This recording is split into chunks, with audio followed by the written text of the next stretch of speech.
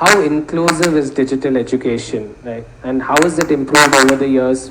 A good reference point could be the pandemic.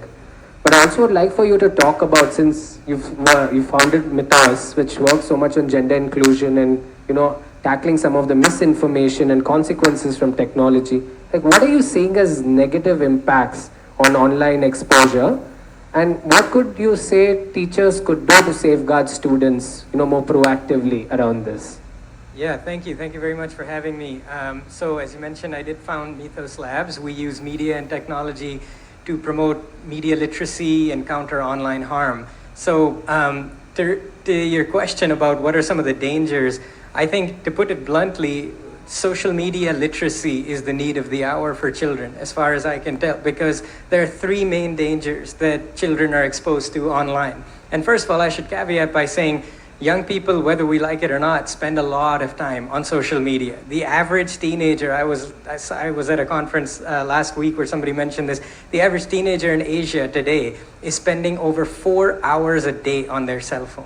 And this transgresses like socioeconomic differences and everything, because these days, everybody, every facet of society, you have a smartphone and access to things like Facebook or WhatsApp. So kids are spending a lot of time online and they're exposed to danger. What kind of danger? I think three big issues. One is exposure to misinformation, and we all are deeply familiar with that. Religious misinformation, health-related, political-related, children are especially vulnerable to this. Second is online harassment, like cyberbullying, sexual harassment online, cyber flashing, cyber stalking. I'm surprised when we talk to educators and principals how few of them even are familiar with these terms. But I guarantee your students are familiar with these, and they might be the victims of these. But if they can't talk to you about these, that's a major gap that we need to fill. And the third thing is digital privacy. So intrusions to their digital privacy. A lot of kids that we talk to, we do workshops, we talk about these issues. They don't know how to set up a two-factor authentication on their WhatsApp, or how they can protect their profile picture on Facebook. And these are things, especially women. You mentioned gender. I mean, unfortunately, but perhaps not surprisingly, young women are disproportionately affected by these things online, especially when it comes to online harassment and threats to their privacy. So we actually have an approach to this, which is we think the answer might be rooted in edutainment.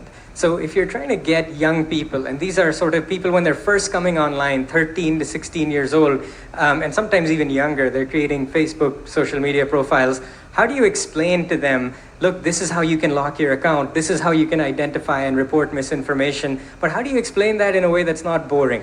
That's not people in suits and ties on a panel saying, look, here's a slideshow and stuff. So what we kind of did actually, and if anyone's interested, you can check out, we created this thing called SMILE, the Social Media Internet Literacy e-module. And it's smilemodule.com. And we partnered with a comedian. I'm a big believer in comedy. I had a weird career. I used to work in counterterrorism at the US Department of Homeland Security, but I was also a comedy writer at The Onion, which is this satirical TV show and website in New York. So I'm a big believer in comedy. I think Oscar Wilde, he was a comedian. He said, if you want to tell people the truth, make them laugh. Otherwise, they'll kill you. So I think we live in a world where that's very true. So we partnered with a comedian named Saloni Gaur, who's very popular, especially among Gen Z and millennials. And we created this half-an-hour long module. It takes you about 30 minutes to do it. It's for free. And basically, she explains these key concepts in a funny way. She plays these silly characters. She plays a Tauji who doesn't know how to use his phone. She plays a college Romeo. She plays a South Delhi auntie. So she plays all these different characters, and she explains to you, how can you lock your profile? How can you identify misinformation? How do you report hate speech? All these sort of things, but in a funny way, followed by multiple choice questions. So video, 5 minutes funny, then multiple choice questions, then video. And this has been incorporated into the school curriculums of 35 schools across the country, both public and private. And we're expanding we're doing a Smile Sri Lanka. We're working with our partners at Purpose to do a Smile for teachers, because teachers need to be educated on these topics as well. Otherwise, when a student comes to you and says, this guy's cyber flashing me, you don't even know what that means. So I think there's a lot of scope here for that kind of social media literacy.